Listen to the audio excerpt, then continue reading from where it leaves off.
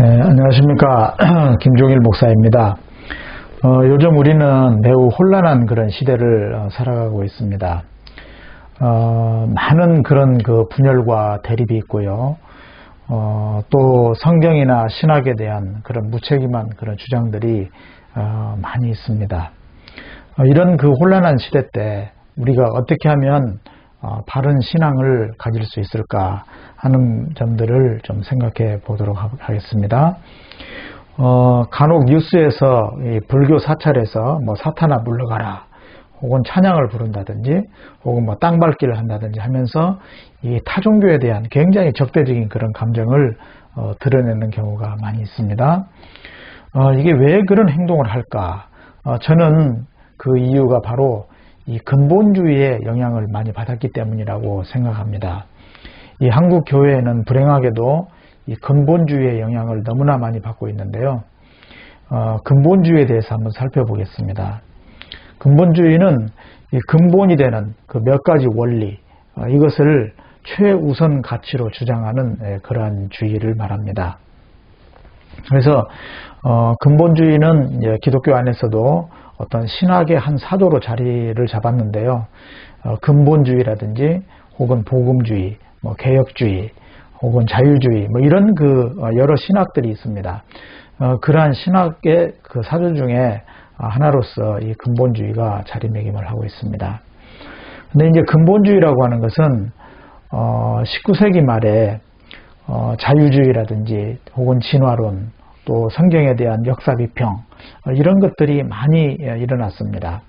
그래서 여기에 대한 그 도전을 이제 막아내기 위해서 전투적인 반작용을 보였습니다. 그래서 자신의 견해와 다르면은 용납하지 않는 이런 식으로 그 신학 운동을 해왔던 것이죠. 그래서 이 근본주의는 5가지의 교리를 강하게 주장을 했습니다. 성경이 모호하다. 그 다음에 예수님이 처녀 잉태했다. 십자가의 대속 혹은 예수님의 육체적인 부활과 재림, 이 5가지 교리를 수호하기 위해서 아주 처절한 그런 투쟁을 했습니다. 물론 이러한 교리가 잘못된 것은 아닙니다. 굉장히 중요한 기독교 신앙의 어떤 근간이 되는 교리인데 이것을 주장하는 방식에서 많은 문제를 야기했던 것입니다. 근본주의라고 하는 것은 특히 그 성서 영감설 중에 이 축자 영감설을 아주 강하게 주장을 합니다. 그래서 글자 하나하나 그 영감이 되었다라고 이제까지 이렇게 주장을 한 것이죠. 나중에 이 부분에 대해서는 좀 더 말씀을 드리겠습니다. 그리고 성경은 오류가 없다. 그래 성서 무호성, 그 다음에 성경에 대한 비평적인 그런 연구 이런 것들을 철저하게 이제 거부를 했었습니다. 그래서 이제 근본주의 학자들은 성경은 하나님의 영감을 받은 책이기 때문에 어떤 종류의 과오도 없다. 그러니까 신학적으로도 과오가 없고 역사적으로, 지리적으로, 과학적으로 모든 면에서 완전 무결하다. 이제 이런 주장을 했던 것이죠. 이 근본주의는 특히 문자주의를 많이 이렇게 그런 특징을 가지고 있는데 그러다 보니까 이제 천년왕국, 이것도 너무 문자적으로 해석을 해서 지나치게 이제 전천년설이라든지 하는 그런 천년왕국에 대한 그런 주장을 강하게 했습니다. 근본주의는 굉장히 논쟁을 많이 하고요. 어떤 대화보다는 논쟁을 지향합니다. 그리고 이 현대주의를 대항하기 위해서 굉장히 전투적인 그런 논쟁을 많이 했던 것이죠. 그 중에 하나 예를 본다면 1925년에 미국에서 이 원숭이 재판 사건이 있었습니다. 이것은 학교에서 이제 진화론을 가르치니까 진화론을 가르치지 말라는 그러한 소송을 한 것입니다. 여기에 이제 브라이언이라고 하는 사람이 진화론은 잘못되었다 하면서 이제 근본주의를 옹호했고요. 무명의 어떤 신문 기자가 진화론을 옹호하는 그러한 변론을 했습니다. 결국에 이 재판은 이 근본주의자였던 이 브라이언이 패배했습니다. 그럼으로써 이제 상당히 이 사회에 웃음거리가 되었던 것이죠. 또 근본주의는 앞서 소개해드린 것처럼 이 성경 무호설을 아주 목숨처럼 이렇게 주장을 합니다. 그래서 성경은 하나님의 말씀이기 때문에 신학적으로는 물론이고 역사적인, 과학적인, 지리적인 모든 면에서 이제 오류가 없다 이렇게 주장을 하죠. 근데 이제 이러한 주장이 굉장히 성경에 대한 권위를 이렇게 옹호하고 인정하고 성경의 권위를 높이는 그런 바른 신앙처럼 그렇게 생각하기가 쉽습니다. 그런데 이제 문제점이 많이 있죠. 왜냐하면은 성경은 그 시대의 문화, 역사, 문학, 과학, 세계관 이런 것들을 공유하면서 하나님의 말씀을 기록한 책이라는 것을 그들은 부인하기 때문입니다. 성경은 그 시대의 책입니다. 그래서 근본주의 학자들은 이 성경은 지금 현대의 과학과도 일치한다 이렇게 이제 주장을 하죠. 그래서 이제 여기와 관련된 운동이 안식교에서 시작했던 창조과학 운동 이런 것들입니다. 그래서 6.1 창조설, 지구 연대는 6,000년이다. 전 세계적인 대홍수가 있었다. 혹은 진화론은 완전히 잘못되었다. 이런 식으로 이렇게 주장을 하는 것이죠. 이런 생각의 배경은 성경과 과학은 반드시 일치한다고 이렇게 보기 때문입니다. 그러나 성경은 역사적으로나 과학적으로나 모든 것이 일치하지는 않습니다.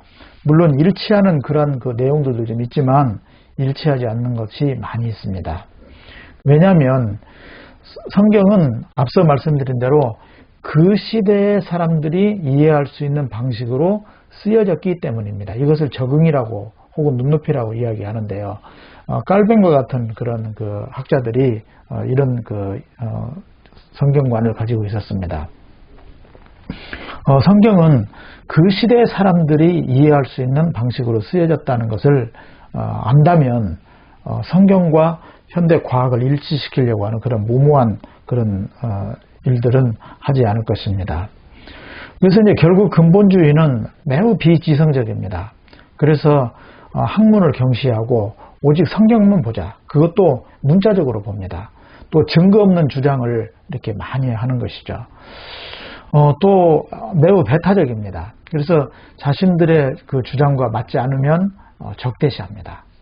네. 그래서 예를 들면 불교 사원에 가서 앞서 말씀드린 그런 배타적인 행동을 하는 것이 이게 근본주의의 그런 영향 때문인 것입니다. 또한 근본주의는 지금 우리 이 시대에 아주 극단적인 배타적인 반공주의를 그렇게 주장합니다. 그래서 공산주의는 볼 것 없이 그거는 분쇄시켜야 된다. 이제 이런 식이죠. 현대에 있어서 공산주의는 이미 이제 실패한 그러한 것으로 드러났습니다. 그러나 이 공산주의와 유사한 사회주의 이러한 것은 지금 자유주의에서도 많이 받아들이면서 유럽에서는 사회주의 정책을 많이 하고 또 우리나라도 복지와 같은 그런 사회주의 정책을 많이 반영하는 것을 볼 수 있습니다. 그래서 이제 배타적인 그런 반공주의에 빠져 있기 때문에 사회주의조차도 완전히 배격해버리는 이런 식으로 가는 것이죠. 그래서 굉장히 사회에 좌우 이념 갈등을 많이 일으키고 있습니다. 또한 매우 극단적인 반동성애 운동을 합니다. 동성애는 지금 두 가지 흐름이 있습니다. 동성애는 성경에서 말하는 죄이기 때문에 무조건 배격해야 된다 하는 극단적인 반동성애 운동이 있죠. 주로 이제 문자적인 성경을 해석하기 때문에 그렇습니다. 또 한편에서는 동성애는 우리가 여태까지 알고 있었던 그런 것과는 좀 다른 면이 있다. 그래서 뭔가 선천적인 그런 성향이 있다, 타고난다 하는 그런 점 때문에 동성애자들의 인권을 존중하고 보호해야 된다, 차별하지 않아야 된다 하는 그런 주장들이 있습니다. 그래서 이제 전반적으로는 동성애를 권장해서는 안 되지만 동성애자들에게 너무 극단적인 혐오라든지 정죄한다든지 이런 그 극단적인 반동성애 운동은 문제가 있는 것이죠. 또한 그 진화론을 극단적으로 이렇게 반대합니다. 물론 그 진화론은 경우에 따라서는 창조론과 반대되는 개념으로 이렇게 생각할 수도 있습니다.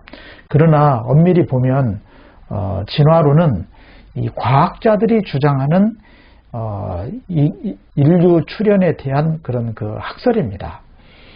그래서 이것은 뭐 유신론, 무신론과는 전혀 관계가 없는 것이고, 원래 과학은 유신론이나 무신론을 주장하지 않지 않습니까?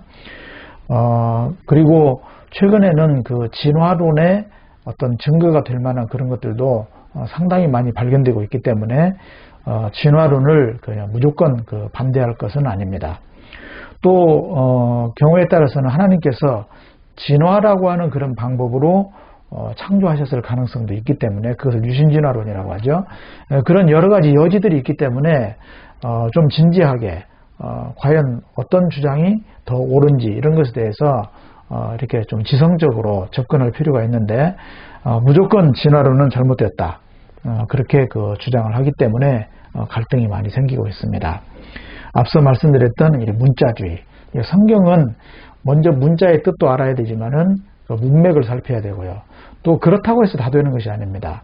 여러 가지 신학적인 많은 것들을 검토하면서 성경을 해석을 해야 이 성경의 해석이 그래도 바로 되는 것이지, 문자적인 해석만 하면은 그것 때문에 6일 창조설 혹은 뭐 지구 역사가 6,000년이다 하는 그런 어처구니 없는 그런 주장을 하게 되는 것입니다.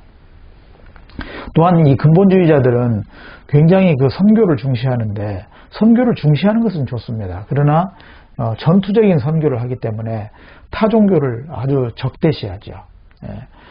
전에 아프가니스탄에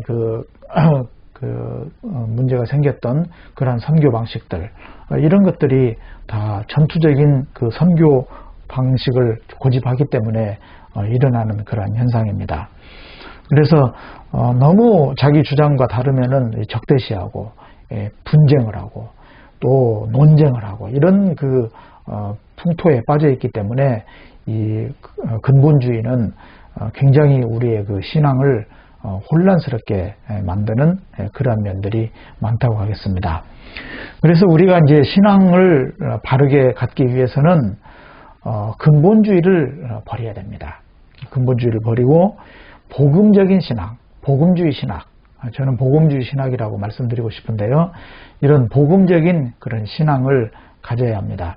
그래서 다음 시간에는 근본주의와 복음주의를 비교하면서 왜 우리가 근본주의를 버리고 복음주의적인 신앙을 가져야 하는지에 대해서 말씀을 드리도록 하겠습니다. 경청해 주셔서 감사합니다.